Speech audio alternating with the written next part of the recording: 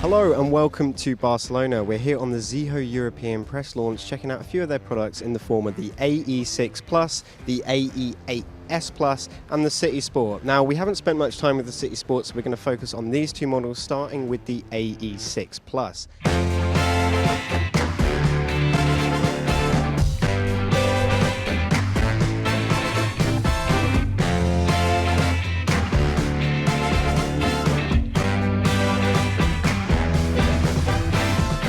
Now, this is a nice little offering from ZEEHO, who fall under the CFMOTO electric division essentially, and this product is aimed at sort of the middle of the range CBT rider, boasting acceleration of 0 to 30 miles per hour in around 4.6 seconds and a top speed of about 50 miles per hour. Now with this one you're going to get a range of acclaimed 100 kilometers, but in my experience with it so far it's sort of more around the 80 kilometer mark.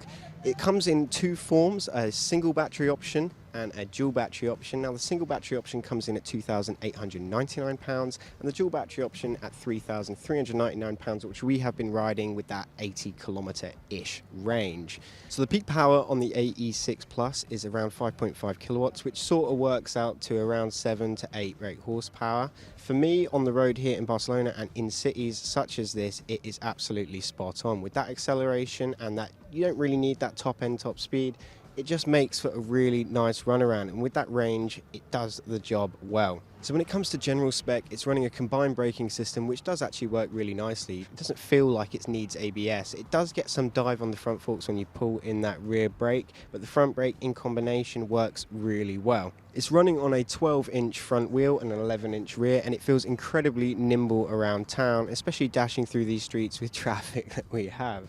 You can cut about the traffic no problem at all, and it makes for a really fun little run around. As for suspension, we have a preload adjustable monoshock on the rear, and I feel like if you're going to go too up on this, you are going to start to lose that power, but having that adjustability makes for a really good alternative.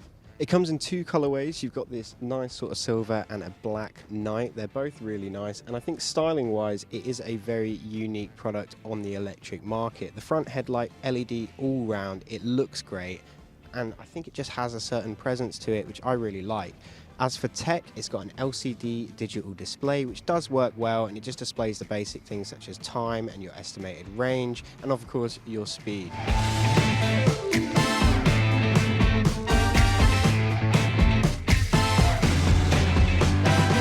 Moving on to the AE8S. Now this is the flagship quality premium model. I really enjoyed my time with this. It comes in at £4,699. It has two colorways with a Starship Silver and Eclipse Silver. Both of them look really nice. I personally prefer the Eclipse. It just looks really clean and really stylish. It's running two 27 amp hour lithium batteries. Now, as opposed to the AE6 Plus, which has the option of this, you only are running the two, but what that does mean is you get a hell of a lot more power.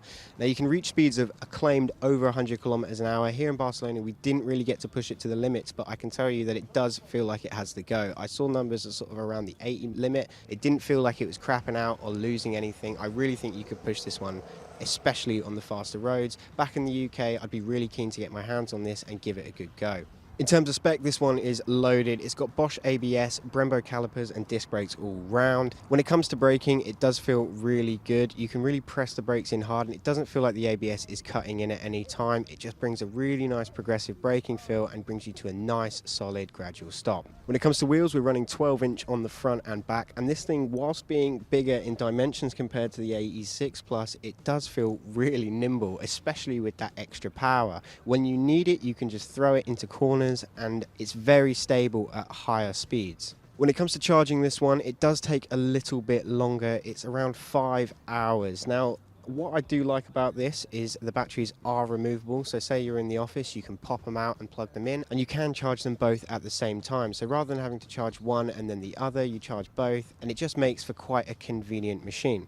Obviously, you also have the option of plugging it straight into the bike and charging it that way, but I know for most of us in the UK working the 9 to 5, it's important to be able to remove those batteries, and they're also not very heavy. It makes it accessible for anyone who needs to get it up some stairs or anything like that, so I'm a massive fan. Now, when it comes to tech, this bike has a hell of a lot. It's got a 5-inch TFT dash with 3 rider modes and sensors all around.